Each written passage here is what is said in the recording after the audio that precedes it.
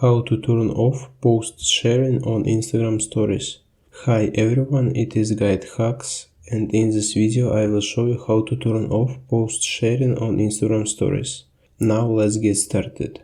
First we need to open our Instagram app. Then we need to go to our profile just by clicking on the profile icon at the right corner at the bottom. Now we need to tap on the three lines at the top right corner. In appearing menu, we should press on Settings at the top. Here we need to tap on Privacy. Then we should find option Story and tap on it. Here we need to scroll down and find option Allow sharing to story and switch this option off.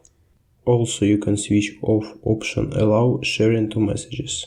And that's all. It was how to turn off post sharing on Instagram stories. Thanks for watching. If you found this video helpful, we would appreciate if you subscribe to our GuideHacks channel.